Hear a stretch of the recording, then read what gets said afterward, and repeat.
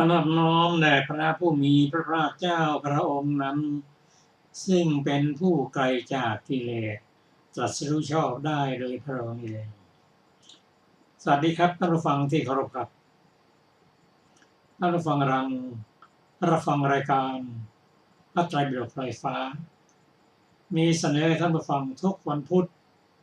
ตั้งแต่เวลา 18 นาฬิกาถึง 19 นาฬิกาดำเนินรายการโดยกับผมพลเอกธนัทเดชะมีอาจารย์สุรภาเดชะเป็นผู้ร่วมรายการวันนี้เราได้นำพระไตรปิฎกฉบับอรรถกถาเล่มที่ 19 มาศึกษากันในพระสูตรที่ชื่อว่า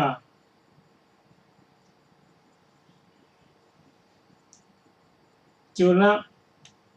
ธรรมสมทานสูตรพระสูตรนี้พระองค์ทรงแสดงแก่ภิกษุขณะที่พระองค์ประทับอยู่ที่พระเชตวันซึ่งพระพุทธเจ้าได้ตรัสว่า ภิกษุทั้งหลายภิกษุเหล่านั้นทูลรับพระพุทธเจ้าว่าพระพุทธเจ้าข้าพระองค์ตรัสว่าพระองค์จะแสดงธรรมสมทาน4อย่างคำว่าธรรมสมทานนั้นคือธรรมะที่นำมาปฏิบัติเป็นกุศลก็ได้อกุศลก็ได้ซึ่งเรื่องนี้พระองค์ตรัสว่าพระองค์จะแสดงธรรมสมทานซึ่งมีอยู่4อย่างนั้นได้แก่อะไรบ้างพระองค์ตรัสว่าธรรมสมทานที่เป็นสุขในปัจจุบันแต่ไปให้ผลเป็นทุกข์ก็มีธรรมสมทานที่เป็นปัจจุบันเป็นทุกข์และต่อไปผลเป็นทุกข์ก็มีประการที่3ธรรมสมทานที่ปัจจุบันเป็นทุกข์แต่ต่อไปให้ผลเป็นสุขก็มี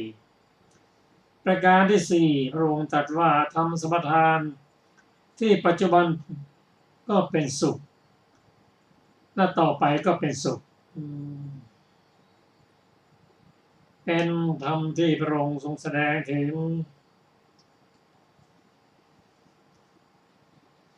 การปฏิบัติ4อย่างด้วยกัน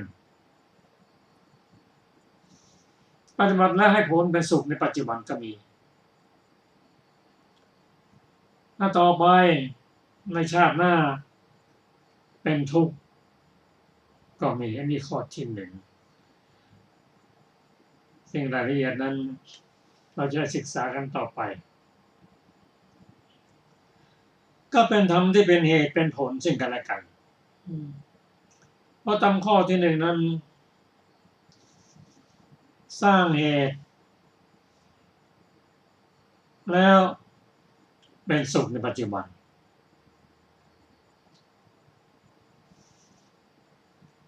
แต่ไปให้ผลเป็นความทุกข์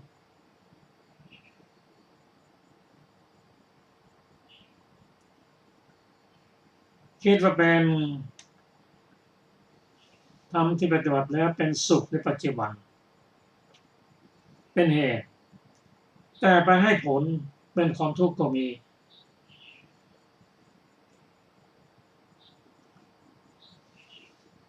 ข้อที่2นั้นพระองค์ตรัสว่าภิกษุทั้งหลายทำสมถานที่ปัจจุบันเป็นทุกข์และต่อไปก็ให้ผลเป็นทุกข์ก็มี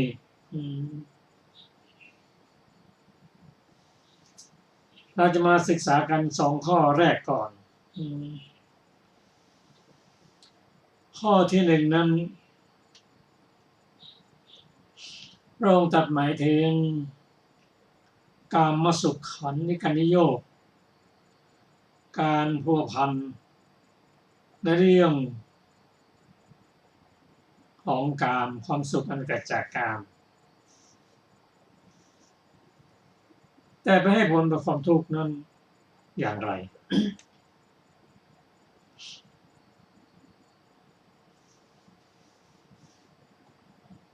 พระองค์ตรัสว่า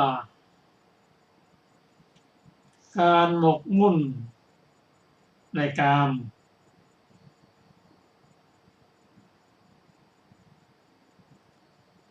การหมกมุ่นในกามนั้นให้ผลความสุขในปัจจุบัน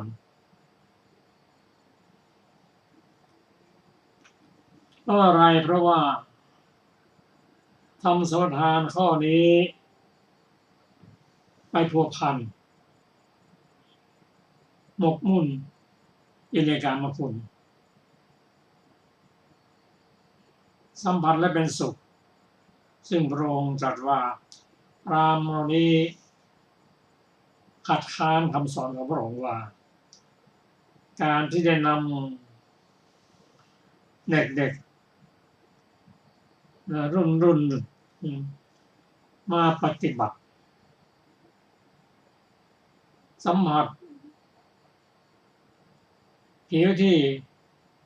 นุ่มกลิ่นที่หอมขนก็ยังไม่แก่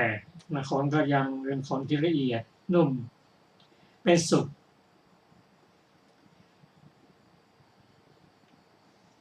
สุขนี้เกิดจากอะไรเกิดจากกิเลสตัวกิเลสนี่ก็คือตัวตัณหาราคะนั่นเองเมื่อเป็นกิเลสก็เป็นให้โทษกิเลสนั้นให้ผลเป็นความทุกข์เพราะว่าอะไรก่อนจะสิ้นชีวิตเพราะความดื่มด่ำในโลภะราคะทั้งหลายแหล่นั้นคือการสั่งสมสมุทัยคือตัณหาเมื่อตายไปขณะที่ตายไปนั้นจิตเตสังกฤเถทุกขติปฏิกังขาก่อนจะตายนั้นจิตใจนึกถึงตัณหาราคะเป็นตัวกิเลสก็คือกิเลสให้ผลกับความทุกข์อันนี้เป็นข้อที่1 เป็นกามสุขันธิกานิโยคข้อที่สองนั้นปฏิบัติเป็นความทุกข์ด้วยการทรมานตนเองประพฤตินอกรีดนอกรอยจะเป็นการสวมใส่เสื้อผ้าก็ตามการกินอาหารต่างๆและข้อปฏิบัติที่ทรมานอย่างยิ่งโดยการปฏิบัติเช่นนอนบนหนามั่งนั่งกระยงยืน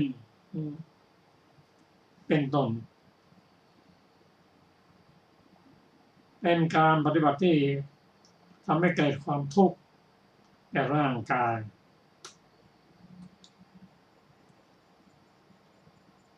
เป็นอัตตกิลมัฏฐานิโยคการทรมานตนเองการทรมานอย่างนี้คิดว่าเป็นการกำจัดกิเลสการทรมานนั้นเป็นการกำจัดกิเลสทรมานร่างกายนั้น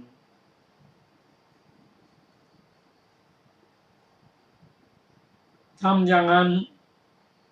ทำให้เกิดความทุกข์ความลำบากแก่ร่างกาย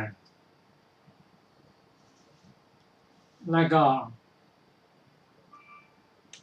ทำให้เกิดความทุกข์ได้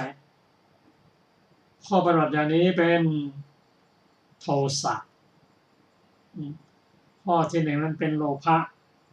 ข้อที่สองเป็นโทสะคิดว่าการทรมานกายอย่างนี้จะไม่กิเลสหมดไปองค์ธรรมก็คือโทสะก็เป็นกิเลสเมื่อก่อนตายก็จิตใจเศร้าหมองไม่ผ่องใสทุกขติเป็นตั้งหวังเรื่องทั้งหมดนี้พระองค์ทรงปฏิบัติมาหมดแล้วดังความสุขอันเกิดจากการความทุกข์จากข้อปฏิบัติองค์ปฏิบัติมาหมดแล้วเปลี่ยนแนวความคิดเพราะว่าเมื่อไรก็ตาม ถ้าจิตใจประกอบด้วยโลภะและโทสะประกอบด้วยกิเลสอย่างนี้โลภะโทสะโมหะอย่างนี้เป็นอกุศลกุศลก็เข้ามาไม่ได้เมื่อคนละคณะกันคนละพวกกันเมื่อพวกอกุศลพวกบาปมาครอบงำจิตใจแล้วกุศลเข้ามาไม่ได้ทำให้ปัญญาเสื่อม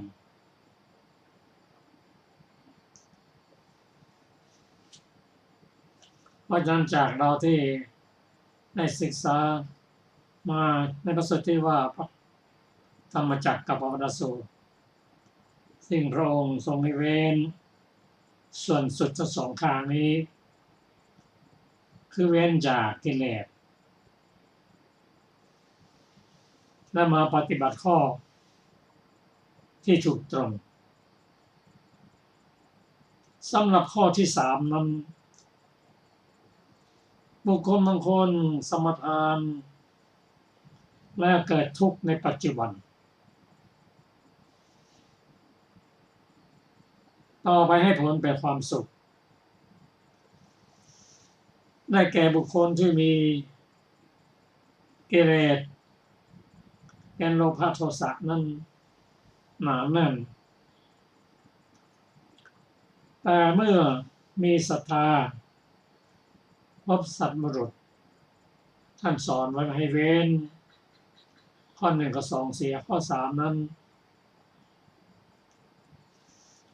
เป็นการขูดกิเลสของตัวเองให้ลดลงไป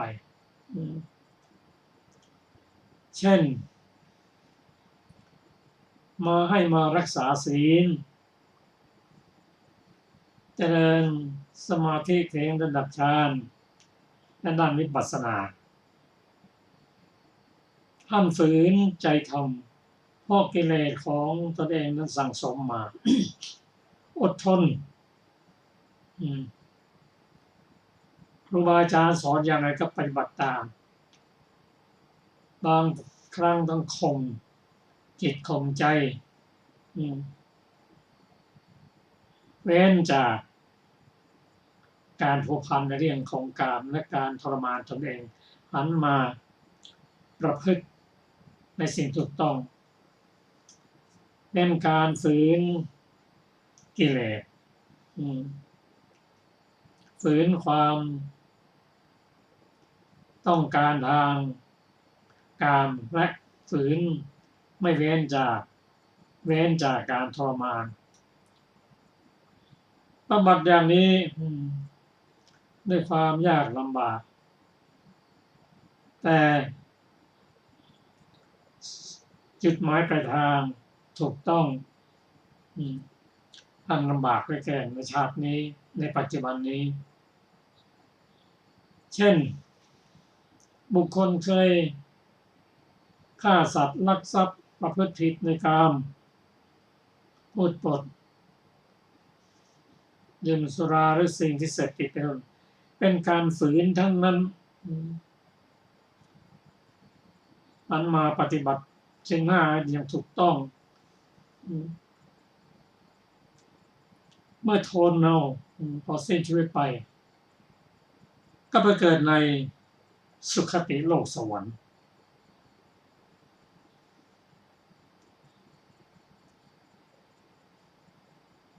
ปฏิบัติไปจนได้ข่มนิวรณ์ได้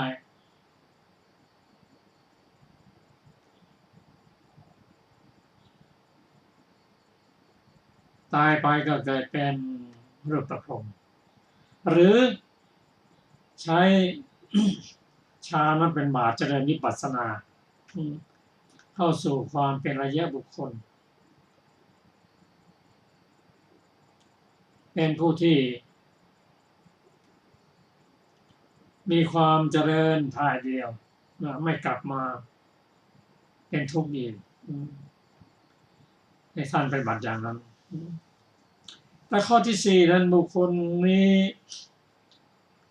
เคยสั่งสมบุญสั่งสมปัญญาไว้ในอดีตตายแล้วก็เกิดด้วยติเหตุนั่นคือขณะที่ตายนั้นนึกถึงพระพุทธเจ้านึกถึงพระธรรมพระสงฆ์ไม่มีโลภะโทสะโมหะจิตขณะนั้นพอไปปฏิสนธิก็เกิดด้วยติเหตุมีปัญญาติดมาแต่อดีตแล้วครั้นมาปฏิบัติธรรม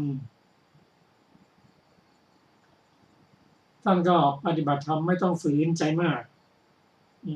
เพราะท่านสะสมปัญญามาแล้วปฏิบัติเป็นสุขเมื่อได้ปฏิบัติก็รู้สึกตนนี่มีความสุขพอสิ้นชีวิตไปบุคคลคนนี้ก็ได้รับความสุขเป็น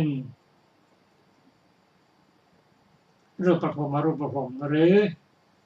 ใช้ฌานเป็นบาตรเจริญวิปัสสนาเป็นอริยบุคคลเป็นพระโสดาบันเป็นต้นข้อปฏิบัติทั้ง4อย่างนี่แหละที่พระองค์ตรัสไว้ข้อ1ข้อ2นั้นเป็นวัฏฏะปฏิบัติแล้วก็หมุนในโลกนี่แหละ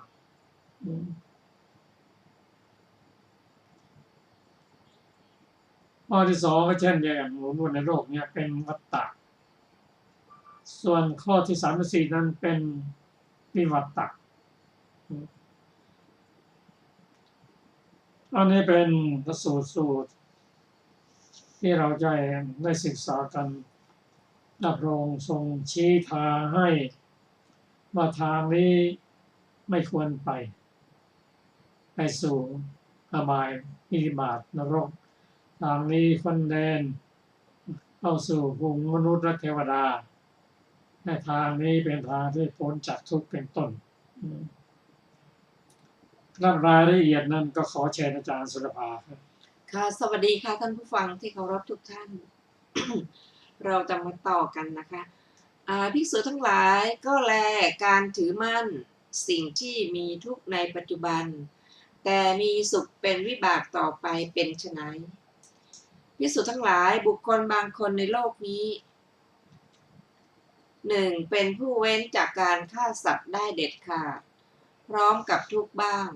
พร้อมกับโทมนัสบ้างและเพราะเว้นการเว้นจากการฆ่าสัตว์เป็นปัจจัยเขาย่อมเสวยทุกโทมนัสสองเป็นผู้เว้นจากการลักทรัพย์ได้เด็ดขาดพร้อมกับทุกข์บ้างพร้อมกับโทมนัสบ้างและเพราะเว้นการเว้นจากการลักทรัพย์เป็นปัจจัยเขาย่อมเสวยทุกโทมนัสสามเป็นผู้เว้นจากความประพฤติผิดในกามทั้งหลายพร้อมกับทุกข์บ้างพร้อมกับโทมนัสบ้างและเพราะการเว้นจากความประพฤติผิดในกามเป็นปัจจัยเขาย่อมเสวยทุกโทมนัสสี่เป็นผู้เว้นจากการพูดเท็จได้เด็ดขาดพร้อมกับทุกข์บ้างพร้อมกับโทมนัสบ้างและเพราะการเว้นจากการพูดเท็จเป็นปัจจัยเขาย่อมเสวยทุกโทมนัสห้าเป็นผู้เว้นจากการพูดส่อเสียดได้เด็ดขาดพร้อมกับทุกข์บ้างพร้อมกับโทมนัสบ้างและเพราะการเว้นจากการพูดส่อเสียดเป็นปัจจัยเขาย่อมเสวยทุกโทมนัสหกเป็นผู้เว้นจากการพูดคำหยาบได้เด็ดขาดพร้อมกับทุกข์บ้างพร้อมกับโทมนัสบ้างและเพราะการเว้นจากการพูดคำหยาบเป็นปัจจัยเขาย่อมเสวยทุกโทมนัสเจ็ดเป็นผู้เว้นจากการพูดคำสำราญเพ้อเจ้อได้เด็ดขาดพร้อมกับทุกข์บ้างพร้อมกับโทมนัสบ้างและเพราะเว้นจากการพูดคำสำราญเพ้อเจ้อเป็นปัจจัยเขาย่อมเสวยทุกโทมนัสแปดเป็นผู้ไม่มากด้วยความเพ่งเล็งพร้อมกับทุกข์บ้างพร้อมกับโทมนัสบ้างและเพราะความไม่เพ่งเล็งเป็นปัจจัยเขาย่อมเสวยทุกโทมนัสเก้าเป็นผู้ไม่มีจิตคิดพยาบาทพร้อมกับทุกข์บ้างพร้อมกับโทมนัสบ้างและเพราะความไม่พยาบาทเป็นปัจจัยเขาย่อมเสวยทุกโทมนัสสิบเป็นผู้มีความเห็นถูกต้องพร้อมกับทุกข์บ้างพร้อมกับโทมนัสบ้างและเพราะความเห็นถูกต้องเป็นปัจจัยเขาย่อมเสวยทุกโทมนัสแต่เบื้องหน้าแต่ตายเพราะกายแตกเขาย่อมเข้าถึงสุคติโลกสวรรค์ภิกษุทั้งหลายนี้เรียกว่าการถือมั่นสิ่งที่มีทุกข์ในปัจจุบันแต่ต่อไปมีสุขเป็นผลอันหนึ่งภิกษุทั้งหลายการถือมั่นสิ่งที่มีสุขทั้งในปัจจุบันและต่อไปก็ยังมีผลเป็นสุขอีกเป็นไฉน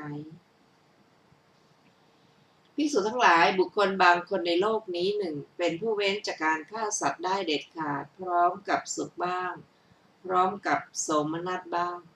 และเพราะการเว้นจากการฆ่าสัตว์เป็นปัจจัยเขาย่อมเสวยสุขโสมนัสสองและข้อความอื่นๆของข้ออื่นจนถึงข้อ10เป็นผู้มีความเห็นถูกต้องพร้อมกับสุขบ้างพร้อมกับโสมนัสบ้างและเพราะความเห็นถูกต้องเป็นปัจจัยเขาย่อมเสวยสุขโสมนัสและเบื้องหน้าแต่ตายเพราะกายแตกเขาย่อมเข้าถึงสุคติโลกสวรรค์ภิกษุทั้งหลายนี้เรียกว่าการถือมั่นสิ่งที่มีสุขทั้งในปัจจุบันและต่อไปก็ยังมีสุขเป็นผลอีกภิกษุทั้งหลายเหล่านี้แลคือการถือมั่นสิ่งทั้งหลาย4ประการภิกษุทั้งหลายสมมุติว่ามีน้ำเต้าขมเจือยาพิษแล้วทีนั้นมีคนอยากเป็นไม่อยากตายรักสุขเกลียดทุกข์มาถึงพวกคนก็กล่าวกับเขาอย่างนี้ว่านี่นะนายนี้เป็นน้ำเต้าขมเจือยาพิษนะถ้าคุณประสงค์ก็จงดื่มเถิดเพราะว่าขณะที่คุณกำลังดื่มมันอยู่นั่นแหละจะไม่อาเจียนเพราะสีเพราะกลิ่นหรือเพราะรสเลย แต่ถ้าว่าเมื่อคุณดื่มเสร็จแล้วจะถึงความตายหรือไม่อย่างนั้นก็จะถึงทุกข์ปางตายเขาก็ดื่มมันโดยที่ยังไม่พิจารณาแล้วก็ไม่บ้วนทิ้งเลยและขณะที่เขากำลังดื่มมันอยู่นั่นแหละไม่ว่าสีไม่ว่ากลิ่นหรือรสไม่ทำให้เขาอาเจียนเลยแต่ถ้าว่าเมื่อดื่มเสร็จเขาจะพึงถึงความตายหรือถึงทุกข์เจียนตายแม้ฉันใดภิกษุทั้งหลายเราตถาคตกล่าวว่ากล่าวถึงการถือมั่นสิ่งนี้คือการถือมั่นสิ่งที่มีทุกข์ทั้งในปัจจุบันและต่อไปก็ยังมีผลเป็นทุกข์อีกนี้ว่ามีการเปรียบเป็นฉันนั้นภิกษุทั้งหลายสมมุติว่ามีหม้อน้ำสำริดสีก็งามกลิ่นก็หอมรสก็อร่อยแต่ถ้าว่าหม้อน้ำสำริดนั้นแลเจือยาพิษคราวนี้ก็มีคนที่อยากเป็นไม่อยากตายรักสุขเกลียดทุกข์มาถึงพวกคนก็พูดกับเขาอย่างนี้ว่านี่แน่นาย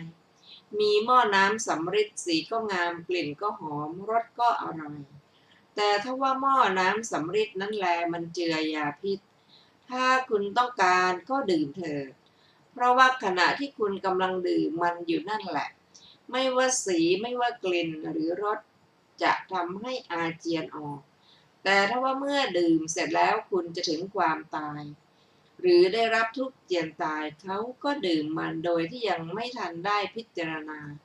และก็ไม่ยอมบ้วนทิ้งและเมื่อเขากำลังดื่มมันอยู่นั่นแหละเกิดอาเจียนออกมาเพราะสีเพราะกลิ่นหรือเพราะรสแต่ถ้าว่าเมื่อดื่มเสร็จแล้วเขาก็ถึงความตายหรือได้รับทุกข์ปางตายแม้ฉันใดภิกษุทั้งหลายเราตถาคตกล่าวถึงการถือมั่นสิ่งนี้คือถือมั่นสิ่งที่มีสุขในปัจจุบันแต่ต่อไปมีผลเป็นทุกข์ว่ามีการเปรียบเป็นฉันนั้นภิกษุทั้งหลายสมมุติว่ามี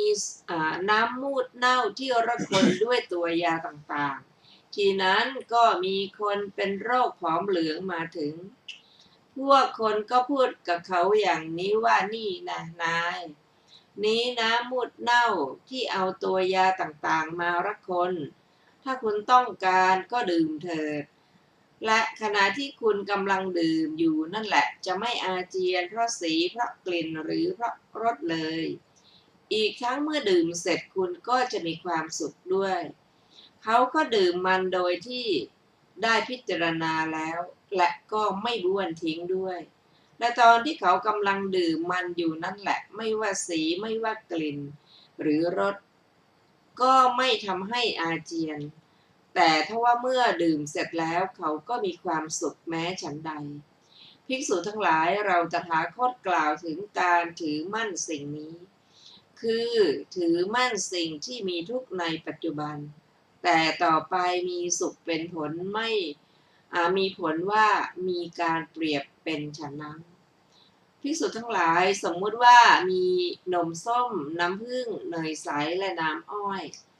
ที่เอามาระคนเข้าด้วยกันตอนนั้นมีคนที่เป็นโรคลงแดงมาถึงพวกคนก็พูดกับเขาอย่างนี้ว่านี่แน่นายนี้เป็นนมส้มน้ำผึ้งเนยใสและน้ำอ้อยที่เอามาระคนเข้าด้วยกันถ้าคุณต้องการก็ดื่มเถิดและทั้งตอนที่คุณกำลังดื่มของเหล่านั้นอยู่นั่นแหละไม่ว่าสีไม่ว่ากลิ่นหรือรสก็ไม่ทำให้อาเจียนแต่ถ้าว่าเมื่อดื่มเสร็จแล้วคุณจะมีความสุขเขาก็ดื่มมันโดยที่ได้พิจารณาแล้วและไม่บ้วนทิ้งเสียด้วยอีกทั้งเมื่อเขากำลังดื่มมันอยู่นั่นแหละเพราะสีเพราะกลิ่นหรือเพราะรสก็ไม่ทำให้อาเจียนออกมาเลยแต่ถ้าว่าเมื่อดื่มเสร็จแล้วเขาก็มีความสุขแม้ฉันใดภิกษุทั้งหลายเราตถาคตกล่าวถึงการถือมั่นสิ่งนี้คือการถือมั่นสิ่งที่มีสุขทั้งในปัจจุบันและต่อไปก็ยังมีความสุขเป็นผลอีกว่ามีการเปรียบเป็นฉันนั้นภิกษุทั้งหลายในฤดูศาสตร์หรือท้ายฤดูฝน เมื่อฝนซาลงเมฆก็ปราดไปแล้ว พระอาทิตย์สู่ท้องฟ้ากำจัดความมืดในอากาศย่อมส่องแสงแผดแสงและแจ้งจ้าแม้ฉันใดฉันนั้นนั่นแลภิกษุทั้งหลายการถือมั่นสิ่งที่มีสุขทั้งในปัจจุบันและต่อไปก็ยังมีผลเป็นสุขอีกขจัดคำติเตียนของสมณพราหมณ์เป็นอันมากเหล่าอื่นได้แล้วย่อมสว่างแจ่มแจ้งและรุ่งเรืองพระผู้มีพระภาคเจ้าได้ตรัสพระสูตรนี้จบแล้วภิกษุเหล่านั้นต่างมีความพอใจชื่นชมภาษิตของพระผู้มีพระภาคเจ้าเป็นอย่างยิ่งด้วยประการฉนี้จบมหาธรรมสมาทานสูตรที่ 6ต่อไปเป็นอรรถกถาของมหาธรรมสมาทานสูตรมหาธรรมสมาทานสูตรขึ้นต้นว่าข้าพเจ้าได้ฟังมาแล้วอย่างนี้ในบทเหล่านั้นบทว่ามีความอยากอย่างนี้คือมีความต้องการอย่างนี้บทว่ามีความพอใจอย่างนี้คือมีความโน้มเอียงไปอย่างนี้บทว่ามีความประสงค์อย่างนี้คือมีลัทธิอย่างนี้บทว่าในแล้วก็นั้นคือในความเจริญแห่งอารมณ์ที่ไม่น่าพอใจและในความเสื่อมไปแห่งอารมณ์ที่น่าพอใจนั้นคำว่ามีพระผู้มีพระภาคเจ้าเป็นข้อมูลคือชื่อว่ามีพระผู้มีพระภาคเจ้าเป็นรากเหง้าเพราะพระผู้มีพระภาคเจ้าทรงเป็นข้อมูลแห่งสิ่งเหล่านี้มีคำที่กล่าวไว้ว่าพระพุทธเจ้าข้าสิ่งทั้งหลายเหล่านี้ของพวกข้าพเจ้าครั้งแรกพระกัสสปะสัมมาสัมพุทธเจ้าได้ทรงให้เกิดขึ้นเมื่อพระองค์ท่านปรินิพพานแล้วไม่ได้มีสมณะหรือพราหมณ์ที่ขึ้นชื่อว่าผู้สามารถให้ธรรมเหล่านี้เกิดขึ้นอีกเลยสิ้นพุทธันดรหนึ่งแต่พระผู้มีพระภาคเจ้าได้ทรงให้ธรรมเหล่านี้ของพวกข้าพระพุทธเจ้าเกิดขึ้นแล้วพวกข้าพระพุทธเจ้าได้อาศัยพระผู้มีพระภาคเจ้าโดยแท้จึงเข้าใจทั่วถึงคือรู้เฉพาะธรรมเหล่านี้ได้พระพุทธเจ้าข้าเพราะเหตุนี้ธรรมของพวกข้าพระพุทธเจ้าจึงชื่อว่ามีพระผู้มีพระภาคเจ้าทรงเป็นข้อมูลด้วยประการฉนี้คำว่ามีพระผู้มีพระภาคเจ้าทรงเป็นผู้นำคือพระผู้มีพระภาคเจ้าทรงเป็นผู้แนะผู้นำผู้คอยชักจูงเกี่ยวกับเรื่องของธรรมโดยแท้ธรรมทั้งหลายที่พระองค์ทรงตั้งชื่อเป็นหมวดหมู่ตามที่เป็นจริงจึงย่อมชื่อว่ามีพระผู้มีพระภาคเจ้าทรงเป็นผู้ชักนำคำว่ามีพระผู้มีพระภาคเจ้าเป็นที่พึ่งอาศัยได้แก่ธรรมทั้งสี่ชั้นมาสู่คลองพระสัพพัญญุตญาณย่อมจับกลุ่มรวมประชุมลงอย่างพร้อมเพรียงในพระผู้มีพระภาคเจ้าอีกอย่างหนึ่งเมื่อตอนที่พระผู้มีพระภาคเจ้าประทับนั่งที่ควงมหาโพธิ์เมื่อจะทรงถือเอาชื่อเป็นหมวดหมู่ตามความเป็นจริงของธรรมทั้งสี่ชั้นอย่างนี้คือผัสสะมาด้วยอำนาจปฏิเวทก็ทรงคิดว่าฉันเป็นผู้จำแนกธรรมแก่ชื่อไรแล้วทรงตั้งชื่อว่าแก่ชื่อผัสสะพระอัฏฐว่าถูกต้องเวทนาสัญญาสังขารวิญญาณก็มาก็ทรงคิดว่าฉันเป็นผู้จำแนกธรรมแก่ละชื่อไรแล้วก็ทรงตั้งชื่อว่าแก่ชื่อเวทนาสัญญาสังขารพระอัฏฐรู้สึกอารมณ์รู้จำอารมณ์ปรุงแต่งอารมณ์แก่ชื่อวิญญาณพระอัฏฐว่ารู้แจ้งพระผู้มีพระภาคเจ้าทรงเอาธรรมมาจัดรวมเป็นกลุ่มเพราะฉะนั้นธรรมเหล่านั้นจึงชื่อว่ามีพระผู้มีพระภาคเจ้าเป็นที่พึ่งอาศัยคือรวมเป็นหมวดเป็นหมู่ได้เพราะพระผู้มีพระภาคเจ้าคำว่าจงแจ่มแจ้งกับพระผู้มีพระภาคเจ้าเท่านั้นเถิดได้แก่ขอให้ใจความของภาษิตบทนี้จงปรากฏแด่พระผู้มีพระภาคเจ้าเท่านั้นเถิดคือขอให้พระองค์นั่นแหละโป รดทรงแสดงประทานให้แก่พวกข้าพระองค์ด้วยเถิดคำว่าพึงอาศัยคือพึงอาศัยคำว่าพึงคบคือพึงเข้าใกล้คำว่าเหมือนผู้ไม่รู้แจ้งคือเหมือนปุถุชนที่บอดโง่คำว่าเหมือนผู้รู้แจ้งคือเหมือนบัณฑิตที่รู้พระผู้มีพระภาคเจ้าทรงวางแม่บทตามแบบที่ค่อยขยับสูงขึ้นตามลำดับในสูตรก่อนว่าภิกษุทั้งหลายมีการยึดถือธรรมแต่ในพระสูตรนี้พระศาสดาทรงตั้งแม่บทตามรสแห่งธรรมเท่านั้นในคำเหล่านั้นคำว่าการยึดถือธรรมได้แก่การถือธรรมมีการฆ่าสัตว์เป็นต้นคำว่าผู้อยู่ในความไม่รู้ได้แก่ผู้ประกอบพร้อมด้วยความไม่รู้คำว่าผู้อยู่ในความรู้ได้แก่ผู้ประกอบพร้อมด้วยความรู้คือผู้มีปัญญาสิ่งทั้งสามนี้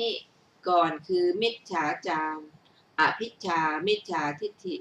ในคำเหล่านี้คือพร้อมด้วยทุกข์บ้างเป็นทุกขเวทนาด้วยอำนาจเจตนาทั้งสองคือบุพเจตนาและอัปปรเจตนาส่วนเจตนาที่ให้สำเร็จเรียบร้อยเป็นเจตนาที่ประกอบด้วยสุขหรือประกอบด้วยอุเบกขาส่วนเจตนาที่เหลือมีการฆ่าสัตว์เป็นต้นอีก7ข้อเป็นทุกขเวทนาด้วยอำนาจเวทนาครบทั้งสามพระผู้มีพระภาคเจ้าทรงหมายเอาความข้อนี้จึงตรัสว่าพร้อมกับทุกข์บ้างพร้อมกับโทมนัสบ้างดังนี้ก็และโทมนัสในพระพุทธดำรัสนี้พึงเข้าใจว่าเป็นทุกข์เมื่อคนมาถึงการแสวงหา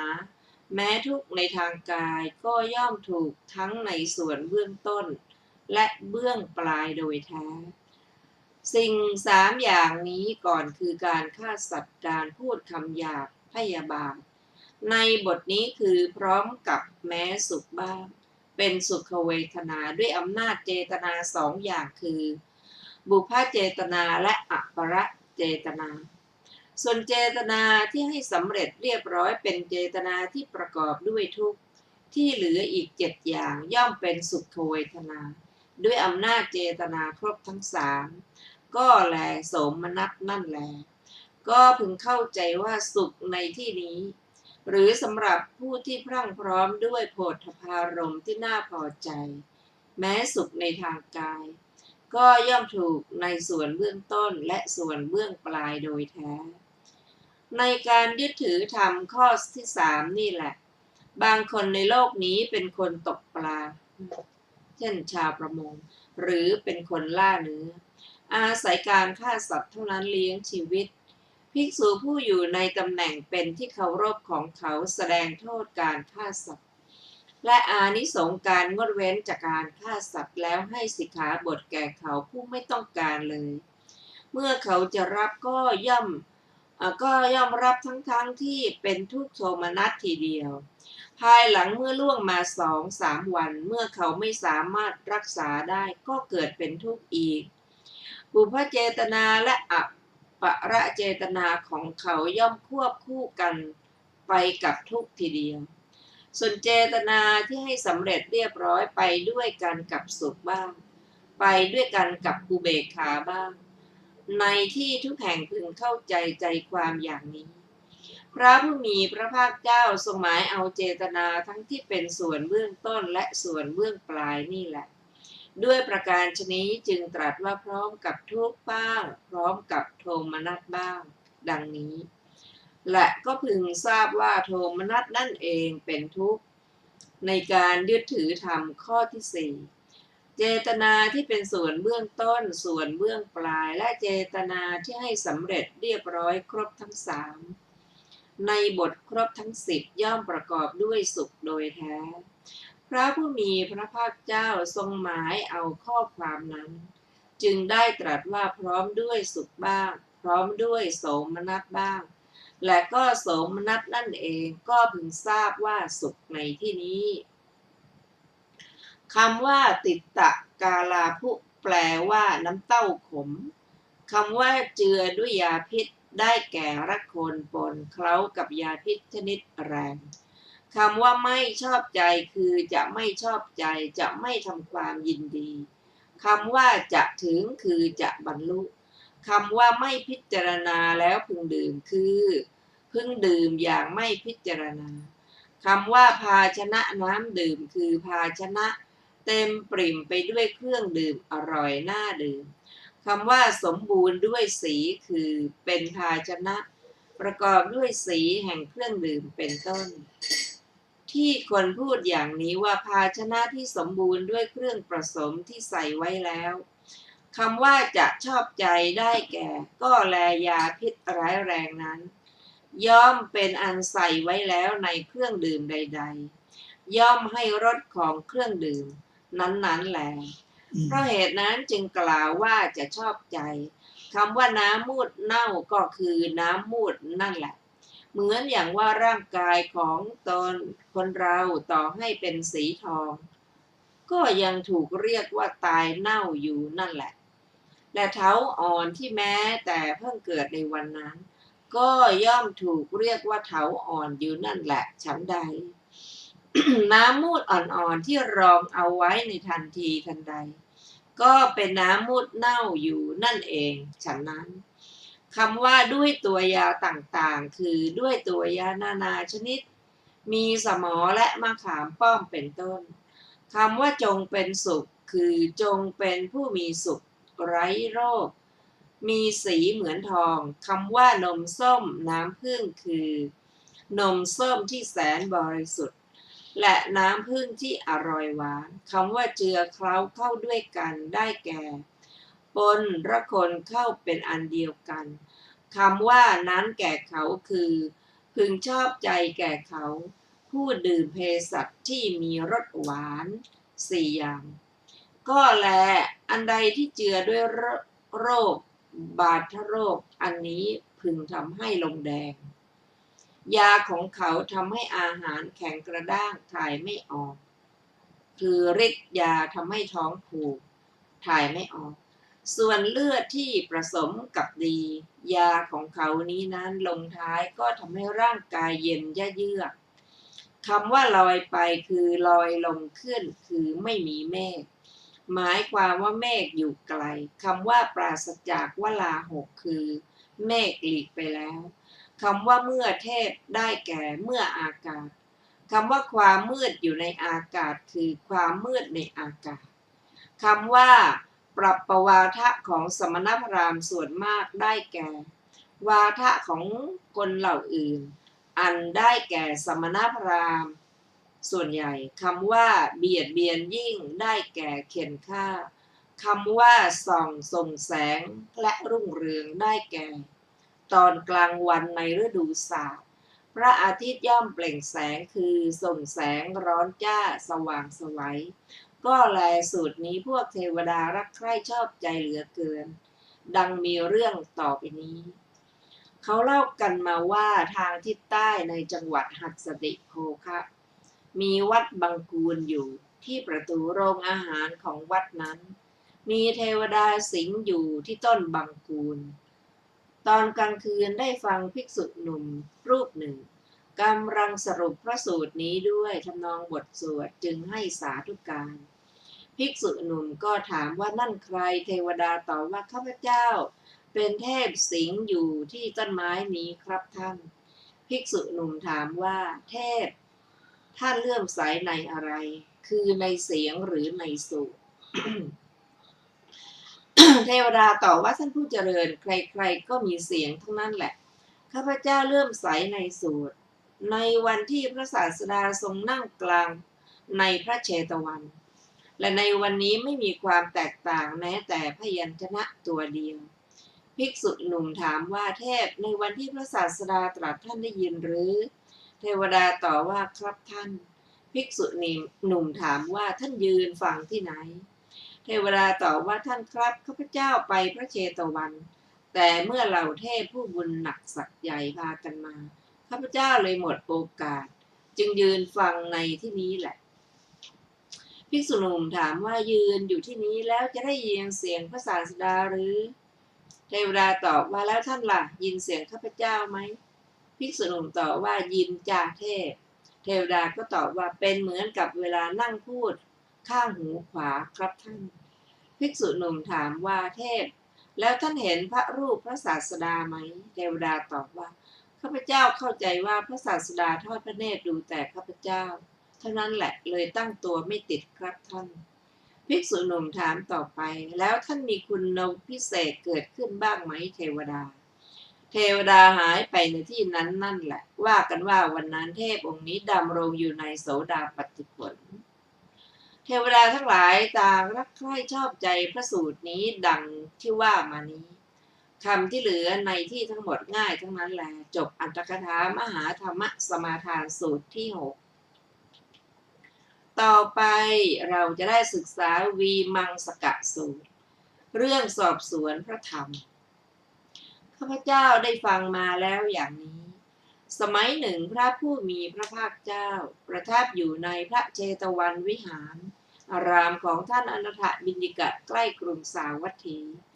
ครั้งนั้นแลพระผู้มีพระภาคเจ้าภิกษุทั้งหลายมาว่าภิกษุทั้งหลายดังนี้ภิกษุเหล่านั้นรับสนองพระดำรัสของพระผู้มีพระภาคเจ้าว่าพระพุทธเจ้าค่ะพระผู้มีพระภาคเจ้าได้ตรัสคำอย่างนี้ว่าภิกษุทั้งหลายภิกษุผู้ใคร่ครวญเมื่อไม่รู้กระบวนจิตของผู้อื่นก็พึงทำความสอบสวนในพระตถาคตเจ้าว่าพระผู้มีพระภาคเจ้าทรงเป็นพระสัมมาสัมพุทธะด้วยความรู้แจ่มแจ้งด้วยประการชนี้หรือไม่ข้าแต่พระองค์ผู้เจริญสิ่งทั้งหลายของพวกข้าพระองค์มีพระผู้มีพระภาคเจ้าเป็นมูล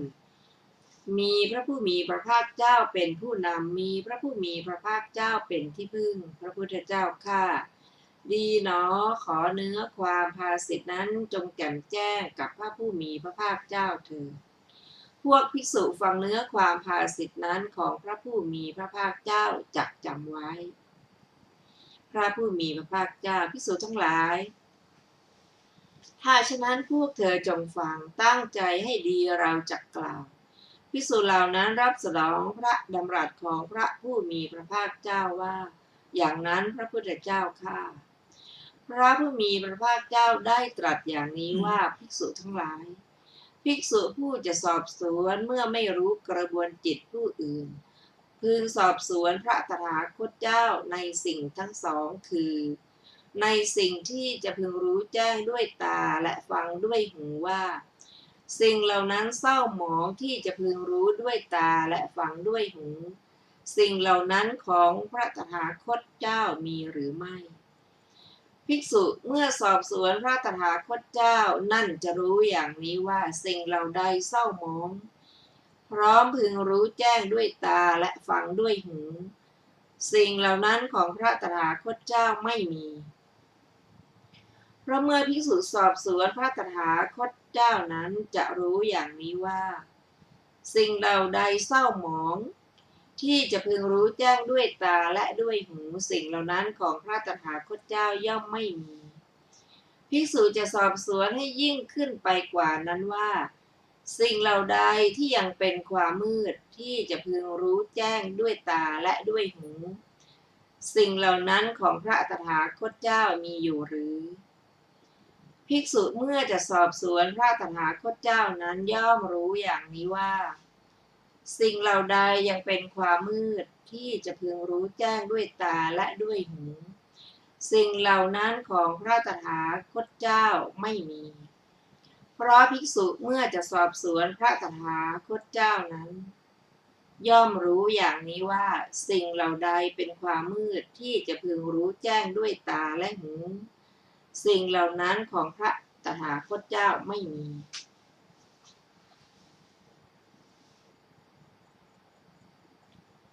ภิกษุเมื่อจะสอบสวนพระตถาคตเจ้านั้นใหญ่ยิ่งขึ้นไปกว่านั้นว่า